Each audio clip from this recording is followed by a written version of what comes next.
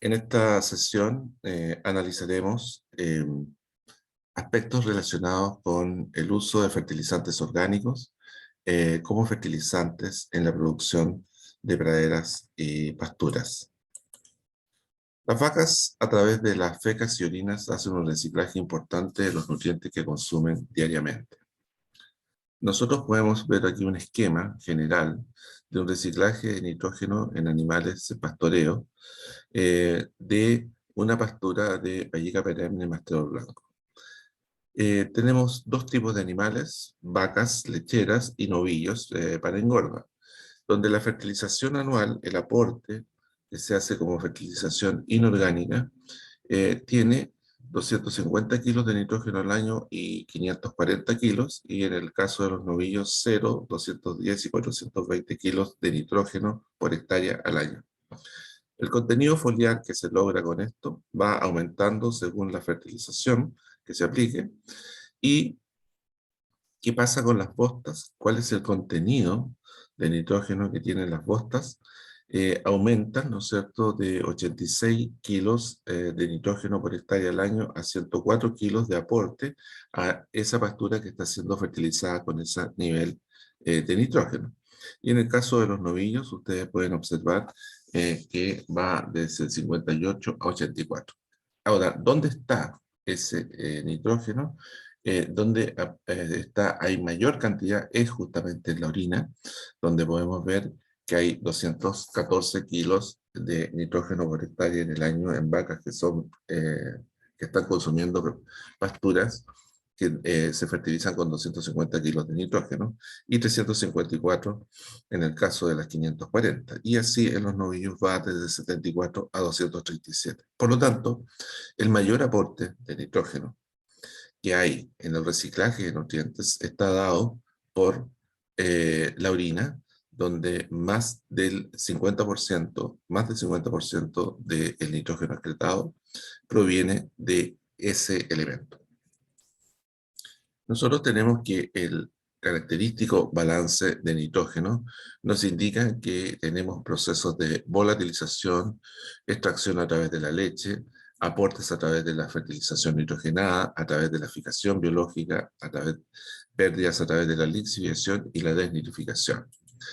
La distribución de macronutrientes en la selección de leche, fecas y orinas de vacas lecheras que consumen una pastura templada, la podemos observar aquí, y la secreción, que es base de producción de 25 litros de leche por día, podemos observar que tenemos en las fecas, el fósforo tiene un 48 gramos por día y en la orina 0,2. En cambio, en el azufre 18 y 42 y en el potasio 53 y 384. ¿Y cuánto va en la leche? ¿Cuánto va en la leche? Fósforo 24 gramos, azufre 7, potasio 41, sodio 10, calcio 30 y magnesio 3.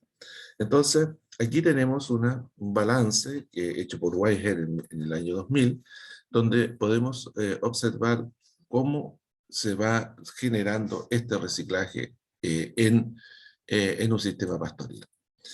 Bueno, ¿cuál es el contenido de nutrientes en fecas y orinas? Aquí podemos observar que el contenido promedio de nutrientes en fecas y orinas en vacas de lactancia, en sólidos totales la orina aporta menos que las fecas, por supuesto, 6 gramos por litro, en cambio en fecas 15 gramos por litro, y el porcentaje excretado en fecas es de un 85%. Y aquí podemos observar que el nitrógeno en la orina son 11 gramos y en la feca son 3 gramos. Por lo tanto, nosotros podemos ir haciendo un análisis de qué cosas tiene cada uno de los elementos que se va produciendo el reciclaje en la parte orgánica.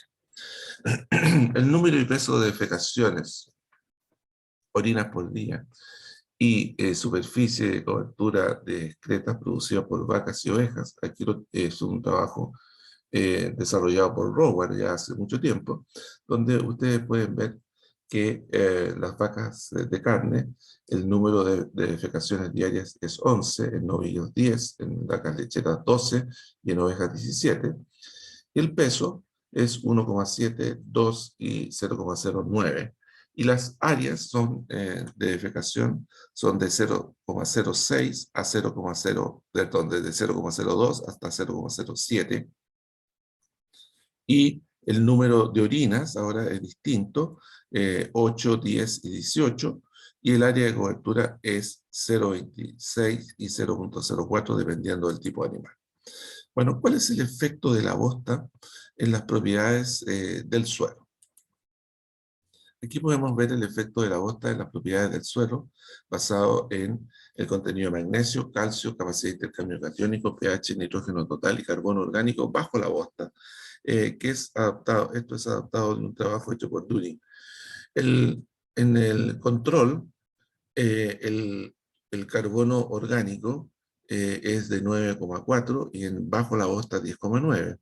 El nitrógeno 0,708, el pH 5,256, la capacidad de intercambio catiónico 12,17, el calcio 11,15 y el magnesio de 1,5 a 2,6, y es por eso que sube la capacidad de intercambio catiónico por la sumatoria de bases que se aumenta.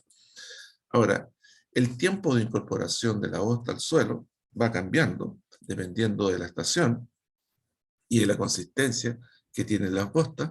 De aquí tenemos una escala de donde 1 es muy líquido y 5 es muy firme, y podemos observar que los meses necesarios para disolver completamente la bosta, cuando provienen del verano, pues las bostas son eh, eh, generadas en verano, son desde 3 a 4 meses, en otoño de 1 a 4 meses, en invierno de 2 a 6 meses y en primavera de 5 a 7,5 meses. Pues bien, aquí el tiempo entre la relación de la reducción del peso de la bosta de oveja en una estación y la estación del año, podemos observar que se demora más, ¿no es cierto?, en verano que en invierno.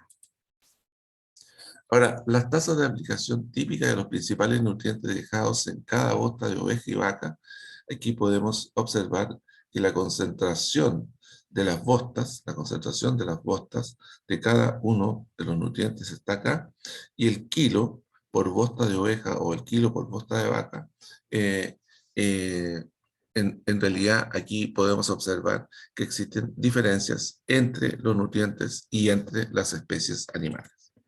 Bien, fertilización entonces con productos orgánicos. Lo que estamos viendo aquí es la aplicación de estiércol de pollo o guano de pollo proveniente, ¿no es cierto?, de la crianza de pollos broiler, compostado y estabilizado, generalmente producidos en la zona central del país. Y acá podemos ver el purín aplicado a través de la aspersión. El uso de productos orgánicos en los sistemas productivos constituye una opción interesante y también una necesidad urgente de hacer, ¿no es cierto?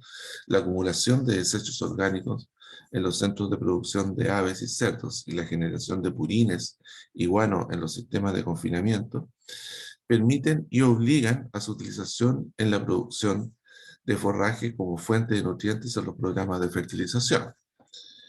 Los centros poblados cercanos a los sitios de producción en confinamiento han obligado a las empresas a generar procesos de extracción rápida de estos productos, de estos desechos, digamos, con el objetivo de evitar malos olores y presencia de moscas. Siempre hay conflicto entre la población, entre las ciudades y los centros de producción estabulados en confinamiento de aves y cerdos.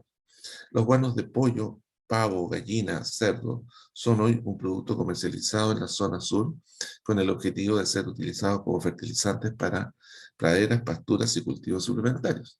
Y donde el mayor costo de estos productos no está dado por el producto en sí, sino que está dado por el transporte. La actual investigación está concentrada en determinar la respuesta en producción, calidad del forraje producido y además de su efecto en los parámetros químicos, físicos y biológicos del suelo. Pero en el mundo existe una producción de 28 millones de toneladas de carne de pollo y existe una población de 16 millones de pollos broiler que generan 35 millones de toneladas de guano.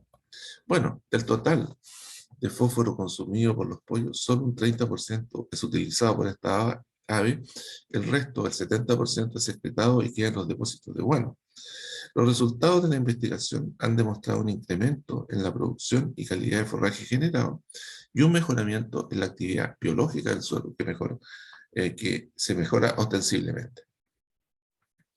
Veamos el uso de guanos en praderas y pasturas.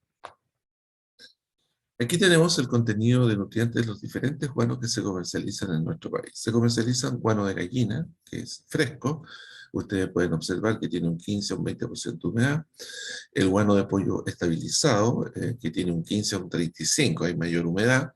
El guano de pollo con cama de viruta, que es la cama que se utiliza en la producción del pollo, 12 a 24. El guano de pollo con cama de capotillo, 15 a 25% de humedad. Y el guano de pollo fresco ya tiene más, 20 a 30%. El de pollo reciclado, es decir, es que se usa doblemente el guano en la cama, 18 a 30. El guano de pavo fresco, 25 a 30. El guano de pavo estabilizado, 15 a 20. Y el bioestabilizado de cerdo, 18 a 22, que es producto generado por los resultados de la biodigestión desarrollada para producir energía, mezclado con un poco de guano de pollo. Lo importante es observar la relación carbono-nitrógeno, que debe estar próxima a los 12, a 12. Pero observen ustedes las diferencias que están dadas principalmente, ¿no es cierto?, en los nutrientes que aquí se exponen. Pero la mayor diferencia, ustedes la pueden observar en el contenido de fósforo, donde el guano de pavo fresco junto al bioestabilizado es el que presenta el mayor contenido de fósforo. Después le viene el guano de gallina. Y veamos el nitrógeno. Ahora, el nitrógeno, ustedes pueden observar que la mayor cantidad de nitrógeno está dada entre el guano de pollo fresco, el reciclado, y el de pavo estabilizado. La aplicación del bioestabilizado en una pradera, en una pastura permanente, se hace de esta forma. Se aplica y queda así la pastura, la cual se limpia después, escurre todo polvo café, que es el guano, ¿no es cierto?, hacia el suelo a través de la lluvia. O también se puede hacer con una encaladora, ¿no es cierto?, de esta forma, que queda bastante homogéneo. Bien, aquí tenemos un análisis de un bioestabilizado, donde la cantidad de nitrógeno es de 5%, el fósforo 3%, 3,6%, y el resto de los nutrientes que ustedes pueden observar aquí, y donde tiene un 34% de humedad, es decir, es bastante alta la humedad, y por lo tanto los nutrientes que están aquí han sido corregidos, digamos, por esa humedad. Bien. Ahora veamos el aporte que hacen 3 toneladas de bioestabilizado, exactamente 100 kilos de nitrógeno, 72 kilos de fósforo, 39 de potasio, 77 de calcio y 30 de magnesio, además de 10 de sodio. Bien, si nosotros aquí analizamos ahora las aplicaciones de 3 toneladas con starter de nitrógeno o sin nitrógeno sobre la producción en toneladas de materia seca, podemos observar que el mejor resultado respecto al T0, que no tiene aplicación de nada, y una fertilización tradicional inorgánica con 300 kilos de superfosfato triple, urea y sulfoma, podemos observar que existe, al aplicar solamente guano, un 10% de incremento respecto a no aplicar nada, y menos un 9%, o sea, se reduce la producción respecto a la fertilización tradicional. En cambio, si yo coloco un starter de 50 kilos de nitrógeno, solamente 50 kilos de nitrógeno, voy a tener un 11% respecto al cero y voy a reducir solamente en un 8%. Pero ahora, si yo lo apoyo el guano, ¿no es cierto?, con nitrógeno aplicado con urea, logro un 27% respecto al cero, pero un 6% respecto al tradicional.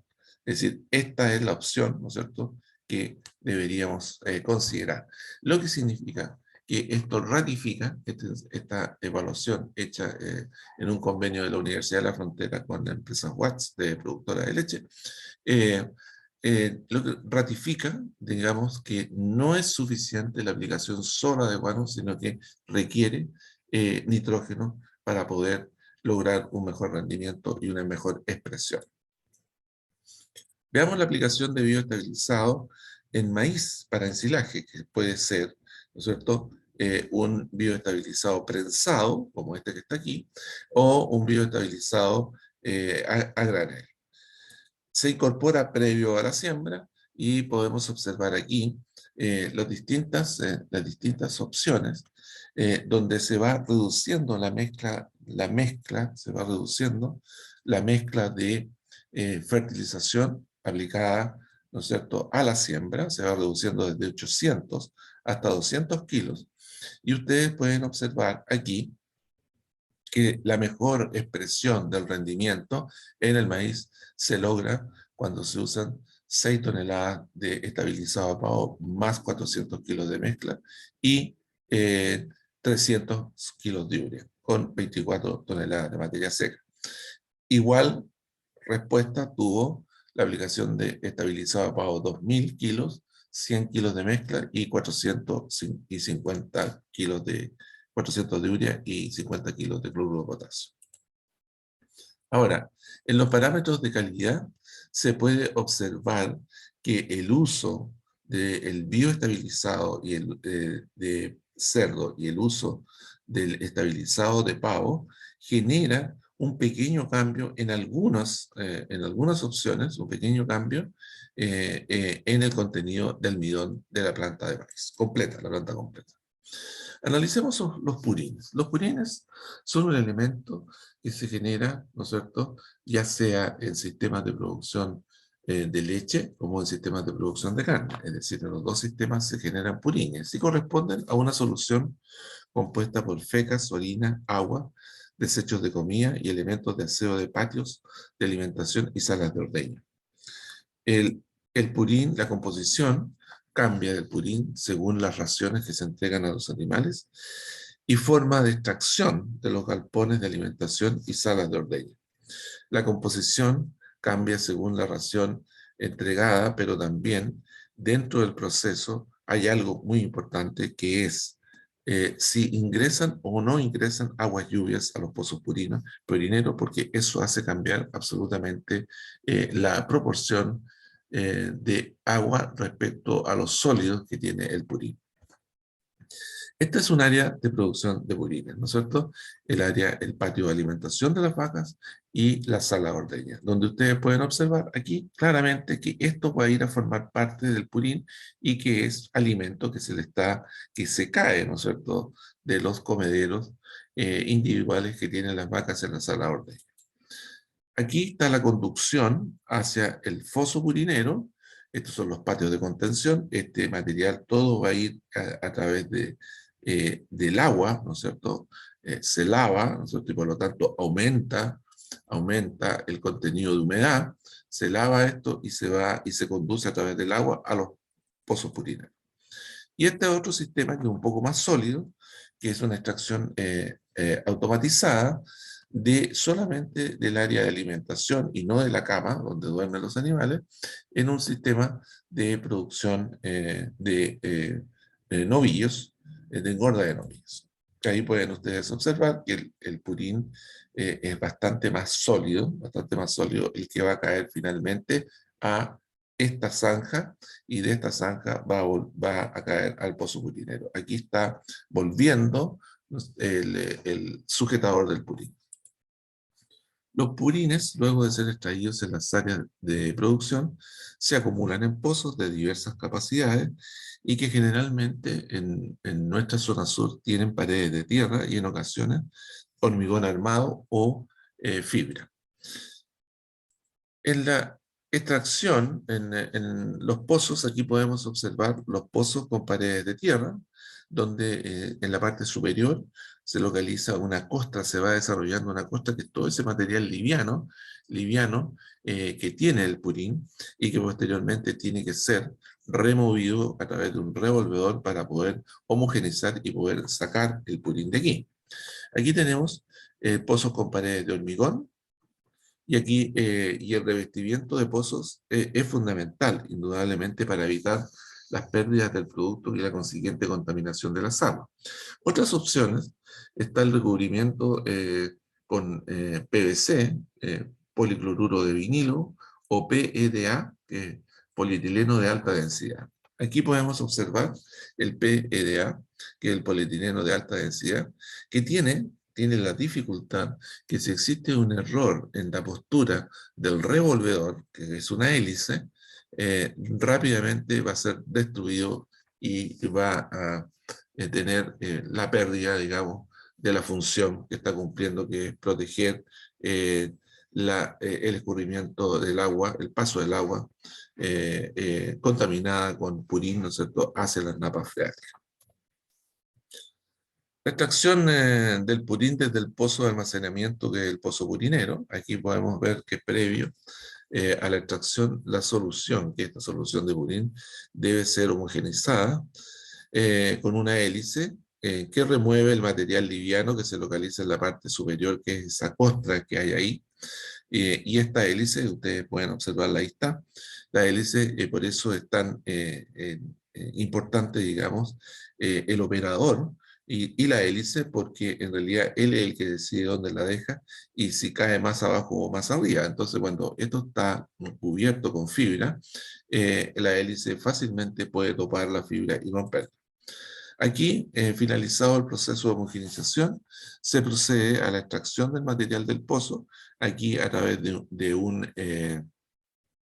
se está usando un carro purinero, un carro que va a aplicar el purín en las praderas, y acá o se extrae directamente del pozo para ser asperjado a través de un sistema de aspersión con carretes o con tubos fijos, como se puede observar en los dos casos.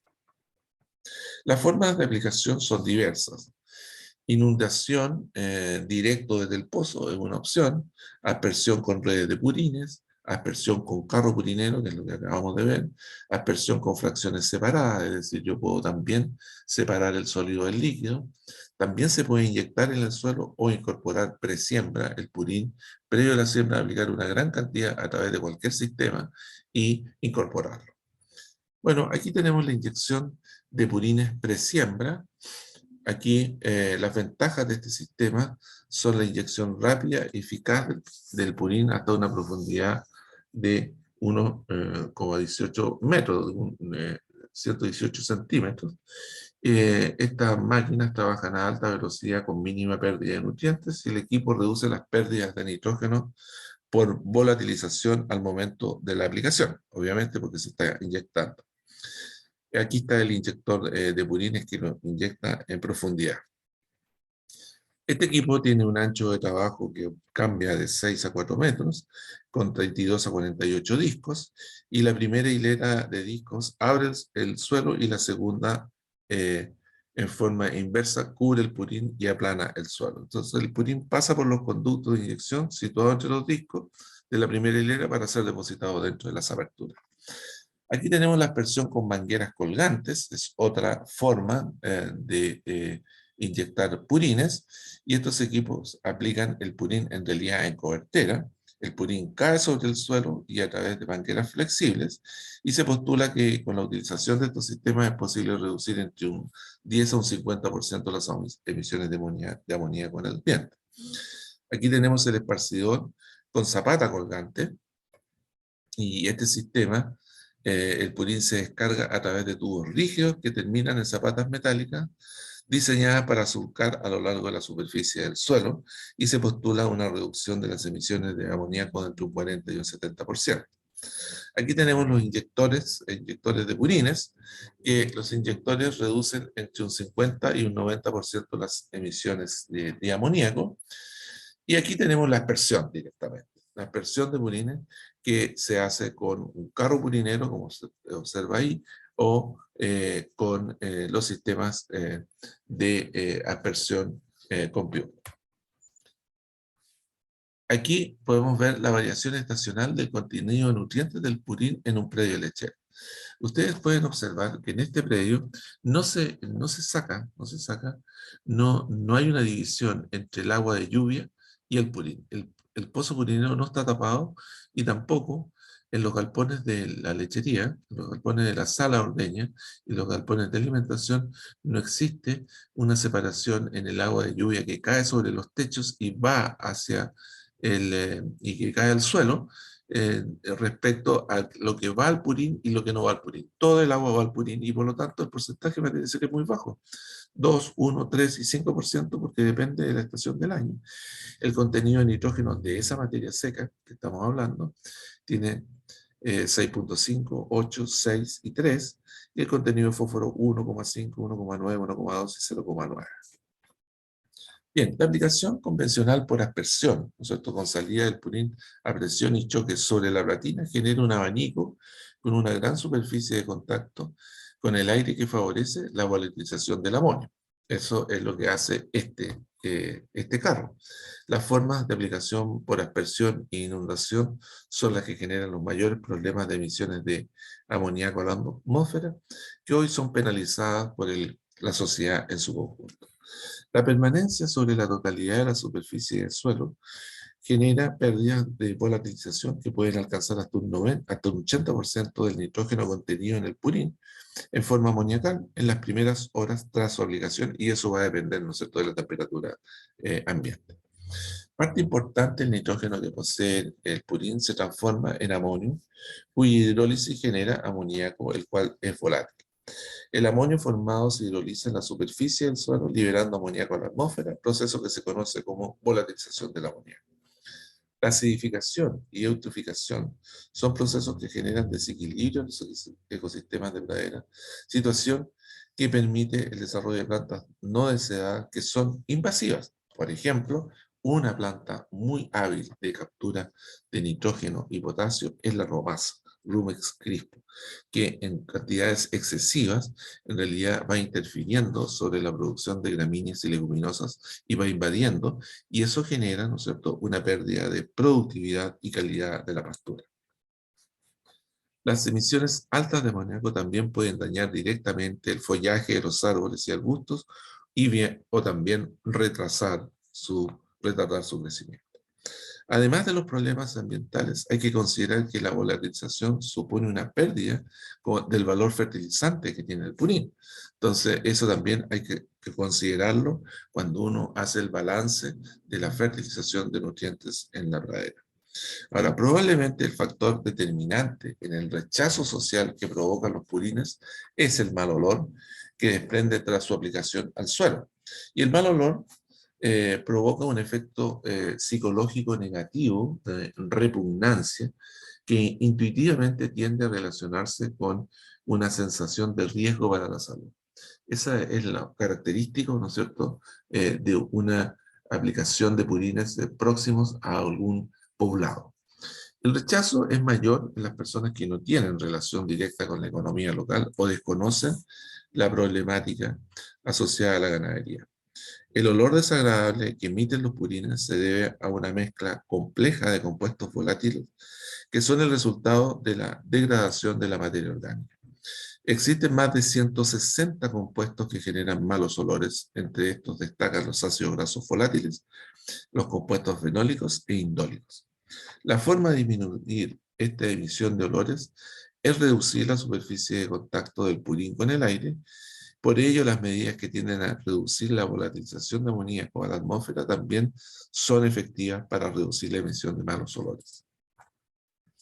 El sistema de aspersión es el que genera las mayores pérdidas de amoníaco a la atmósfera, pero es el sistema que requiere menor inversión y es, del punto de vista operacional, el del menor costo.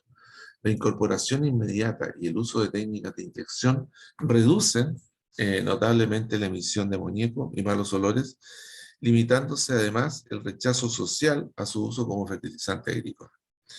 Pero una forma de reducir los malos olores es a través de el uso de estos elementos que son los separadores de purina. ¿Qué hace el separador de purina? Separa la parte líquida del sólido. El sólido es destinado a la fertilización, que es prácticamente inodoro, el sólido, y el líquido es reciclado para el lavado de las salas de ordeña y de los patios de alimentación. El separador de purines tiene por objetivo generar la separación sólida y líquida del purín, que permite originar dos productos destinados a la fertilización o al reciclaje. La fase líquida, rica en nutrientes y carente de fibra, y una fase sólida, que tiene un alto contenido de fibra, especialmente para el desarrollo de compost, es ideal. El líquido formado de esta separación, que es el agua verde que se llama, es un producto rico en nutrientes que puede ser asperjado sobre el suelo y planta, que se incorpora con rapidez sin dejar fibras que perturben el proceso de fotosíntesis que genera el proceso de volatilización. Y la fibra separada puede ser compostado y utilizado como producto orgánico, mejorador de la estructura del suelo y de la actividad biológica, e incluso como cama caliente nuevamente para los animales. Así como el agua se puede reciclar. Aquí tenemos un separador de tornillo de prensa, que es el que más ha tenido efectos más positivos, digamos, dentro de nuestros sistemas de producción. Es un tornillo sin fin que estruja el purín bruto dentro de un cilindro fijo con una serie de ranuras. El líquido sale por la ranura y el sólido es arrastrado al otro extremo del cilindro, que sale prensado. Ahí está, absolutamente prensado. Lograr contenidos sólidos con bajo contenido de 30-35% es el objetivo, pero no es apropiado utilizar purines muy diluidos, porque el líquido puede caer al sólido con mucha facilidad. Aquí un separador de rototamiz, que corresponde a un cilindro horizontal con ranuras, y que para que actúe bien requiere un flujo constante de ingreso de material. Aquí tenemos un decantador ya más sofisticado, ¿no es cierto?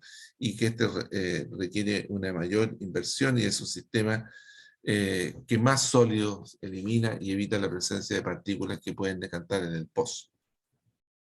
Y aquí un separador de tamiz estático, que en realidad es un separador bastante rudimentario, es sencillo y consiste solamente en una rampa con una serie de ranuras.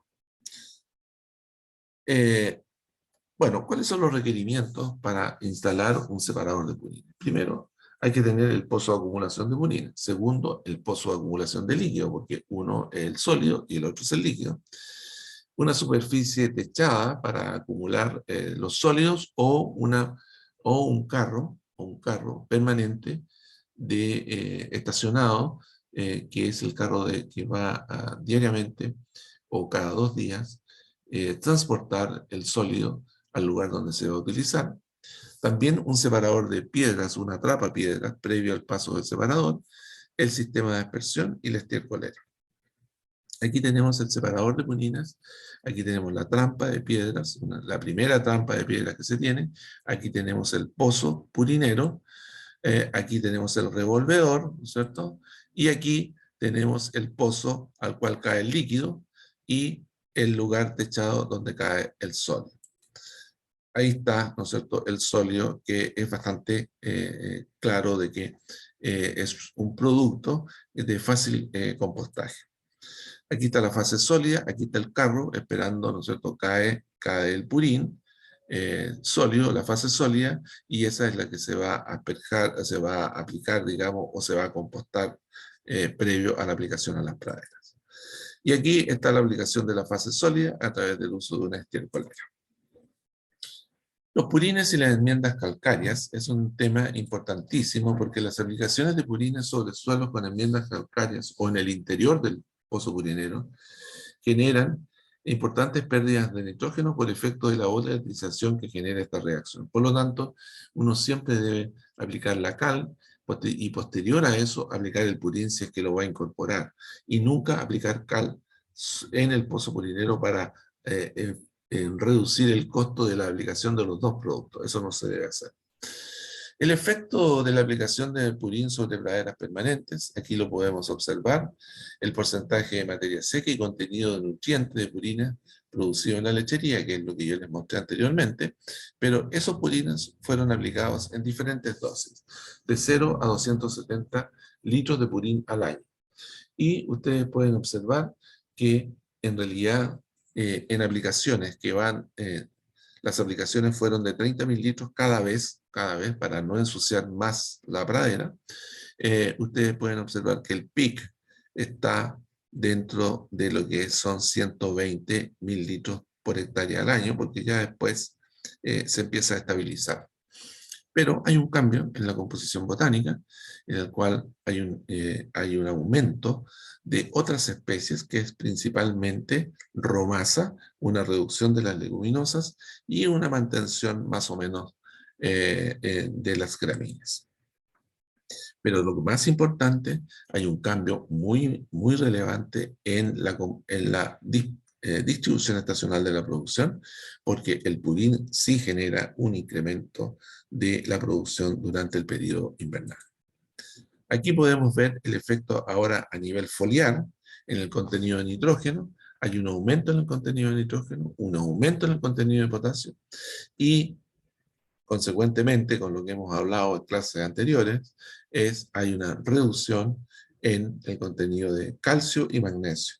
Y es por ello que las aplicaciones de purines nunca deben estar consideradas en praderas que van a ser utilizadas para el preparto, porque van a generar calcemias e hipomagnesias.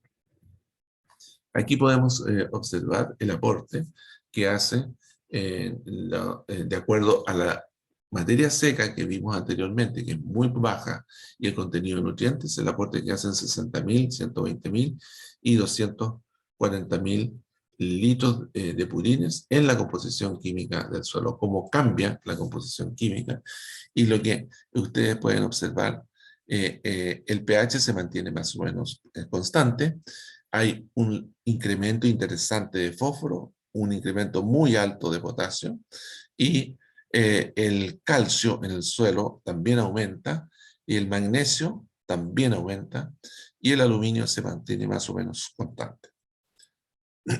Relación de nutrientes. Aquí podemos ver la relación entre el potasio y el sodio foliar. El sodio foliar, que es muy importante porque resulta que al aumentar el contenido de potasio se producen desvalencias importantes en los animales por la deficiencia de magnesio principalmente, y lo que a nosotros nos interesa es que eso no ocurra, y también se produce un cambio en la composición del sodio.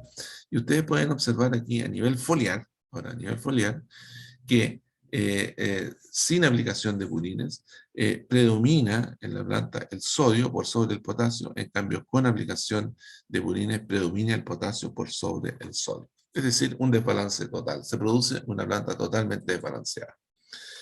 Ahora, ¿qué pasa en una pastura de rotación? Es decir, una pastura bianual. Ustedes pueden observar aquí cómo cambia el contenido de nitrógeno y cómo cambia el contenido de potasio en la planta. Bien, hagamos un análisis rápido, digamos, de la producción de purines. La producción por vaca en litros por día es de 120 litros. Si yo tengo 200 vacas, voy a tener una producción total de 8.760.000 litros al año, es decir, 24.000 litros por día.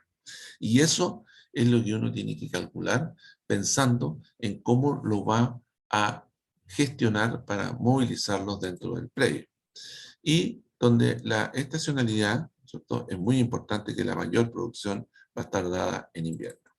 Bueno, si el plantel produce esto y se pueden aplicar 30.000 litros, ¿no es cierto?, por hectárea, por una vez al año, va a poder asperjar a 292 hectáreas.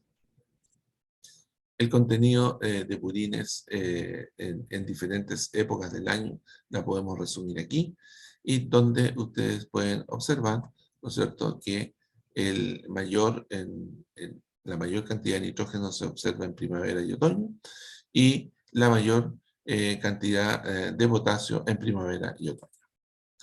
El aporte, según los litros asperjados, está acá, y por lo tanto, el tiempo de aplicación de purines, si yo los litros, 30.000 litros, tengo un solo carrete, un ancho de trabajo de 25 metros, un largo de trabajo de 270 metros, la superficie de trabajo en metros cuadrados va a ser de 9.450, es decir, casi una hectárea. La velocidad del carrete, 120 metros por hora, y el tiempo de desagüe van a ser 2 horas.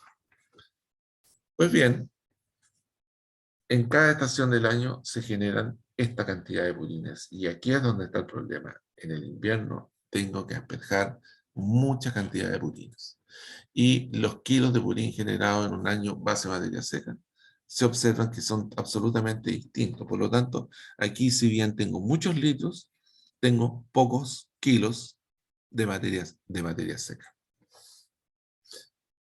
Los kilos generados de purín generados en base a materia seca en términos ahora de los nutrientes, ustedes pueden observar que en el otoño es cuando logro la mayor producción de fósforo, y en el invierno la menor, ¿no es cierto?, el menor aporte. Y acá tenemos que en la primavera el mayor aporte de potasio, y el nitrógeno es alto en otoño y en primavera. Bueno, el guano de corral o cama caliente es esto que ustedes observan aquí. La cama caliente es paja, residuos de cereales, o viruta, en este caso paja, más la orina y el guano de los animales. Aquí tenemos la paja, aquí tenemos aplicado sobre el corral, y esto es lo que están comiendo los animales, y esto es la cama caliente que se deja. La formación de mezcla de guano, orina y paja es lo que se denomina cama caliente.